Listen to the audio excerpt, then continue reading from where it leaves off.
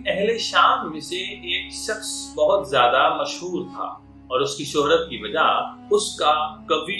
جسم ہونا اور بہت روبدار اور دبدبے والا ہونا تھا۔ اس کا روب اور دبدبا اور اس کی بڑی جسامت بہت سے لوگوں کی نظروں میں تھی، جس کی وجہ سے وہ کافی شہرت کا حامل تھا۔ وہ شخص حضرت عمر فاروق رضی اللہ تعالی عنہ کے پاس آیا جایا کرتا تھا، ان کے پاس بیٹھتا تھا اور ان سے گفتگو وغیرہ بھی کیا کرتا تھا۔ ناظرین، پھر یوں ہوا کہ وہ شخص کچھ عرصے کے لیے غائب ہو گیا۔ جب وہ کافی دن تک نہیں آیا تو حضرت عمر فاروق رضی اللہ عنہ نے لوگوں سے اس کے بارے میں پوچھا کہ فلاں شخص میرے پاس آیا جایا کرتا تھا اور اب کافی دن ہوئے وہ میرے پاس نہیں آیا، اس کی کوئی کسی کو خبر ہے؟ اور اگر خبر نہیں ہے تو اس کی خبر لینی چاہیے۔ لوگوں نے حضرت عمر فاروق رضی اللہ تعالی عنہ سے اس شخص کے بارے میں سنا تو لوگوں نے عرض کی، یا امیر المؤمنین، اس کے بارے میں مت پوچھیے، کیونکہ وہ ہر وقت شراب کے نشے میں دھت رہتا ہے،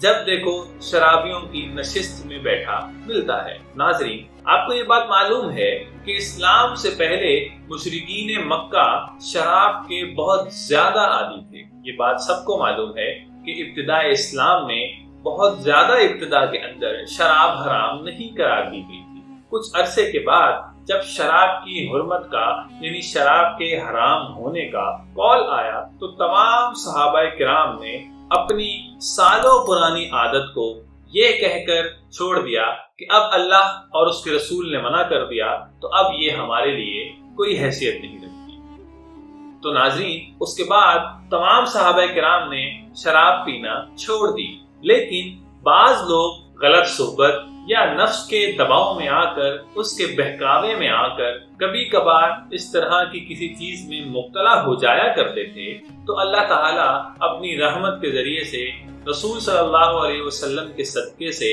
ان حضرات قدسیہ کو سچی توبہ کی فوراً توفیق دیتا تھا اور وہ پھر توبہ کر کے دامن رحمت میں آ جایا کرتے تھے۔ تو ناظرین، یہ شخص بھی اسی طرح تھا اور اس شخص کو بھی شراب کی عادت غلط صحبت کی وجہ سے پڑ گئی۔ تو فاروق اعظم نے اپنے منشی کو بلایا اور فرمایا، ایک خط لکھو، اور اس خط کو یقیناً عربی میں لکھوایا۔ تو جو اس خط کے اندر ایک لائن لکھوائی، اس کا ترجمہ کچھ یوں بنتا ہے، حضرت عمر نے فرمایا کہ عمر بن خطاب کی جانب سے فلاں بن فلاں تم پر سلامتی ہو، اس کے بعد تمہارے لیے اس خدا کی ہم پیش کرتا ہوں جس کے سوا کوئی معبود نہیں۔ اس کے بعد حضرت عمر نے ایک آیت لکھوائی جس کا ترجمہ کچھ یوں ہے کہ وہ گناہوں کو معاف کرنے والا، توبہ قبول کرنے والا ہے، سخت عذاب دینے والا ہے، اس کے سوا کوئی معبود نہیں، اس کی طرف لوٹ کر جانا ہے۔ ناظرین، اس آیت اور اس جملے کو لکھوانے کے بعد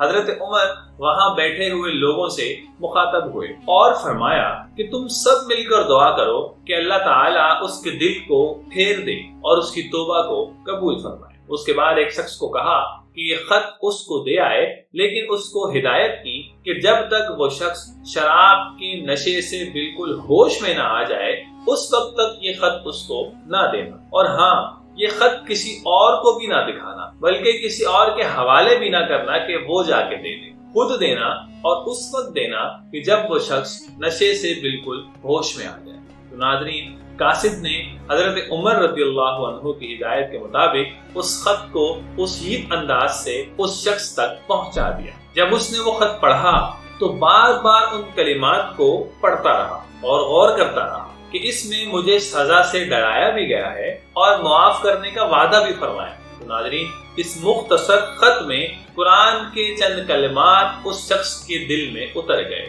حضرت عمر نے جس انداز سے اوپر کا جملہ اور وہ آیت لکھوائی تھی، وہ شخص اس کی تمام رحمتوں میں آ گیا اور وہ شخص روتا رہا، اتنا رویا کہ اس کی ہچکیاں بن گئی، اور آخر ایسی توبہ کی کہ پھر اس کے بعد ساری زندگی شراب کو ہاتھ نہ لگایا۔ تو ناظرین، حضرت عمر رضی اللہ تعالی عنہ کو لوگوں نے یہ اطلاع دی کہ حضرت یا امیر المؤمنین، تمام لوگوں نے دیکھا ہے، جتنے بھی لوگ اس سے متعلق ہیں سب یہ کہتے ہیں کہ اس خط کے بعد سے اس نے شراب کو ہاتھ نہیں لگایا، اس نے ہمیشہ کے لیے توبہ کر لی ہے۔ یہ سن کر حضرت عمر رضی اللہ تعالی عنہ نے لوگوں سے فرمایا ایسے معاملات میں تم سب کو یہی کرنا چاہیے کہ کسی برائی میں مبتلا ہوئے اپنے بھائی کو نرمی کے ساتھ اور حکمت کے ساتھ درستی پر لانے کی کوشش کرو، اور تم اس کے مقابلے میں شیطان کے مددگار نہ بنو۔ یعنی ایسا نہ کرو کہ اس کو سختی سے روکو،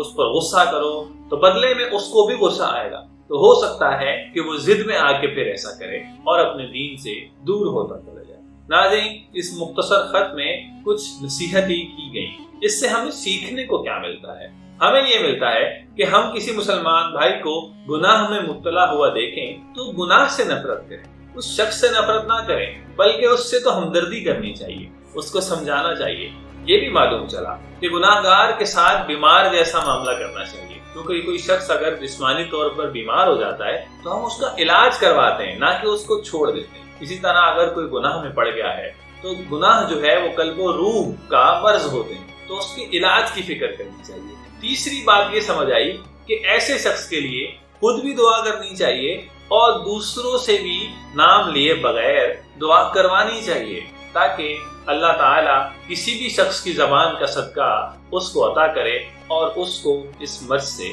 نجات عطا فرمائے۔ تو ناظرین، اس کے ساتھ ہی ہماری ویڈیو ختم ہوئی۔ ملتے ہیں اگلی ویڈیو میں۔ امید ہے آپ کو یہ ویڈیو پسند آئی ہوگی۔ اگر آپ کو یہ ویڈیو پسند آئی ہے تو جاتے جاتے اس کو لائک کیجئے، شیئر کیجئے، کمنٹس کیجئے اور ہمارے چینل کو بھی سبسکرائب کر لیجئے۔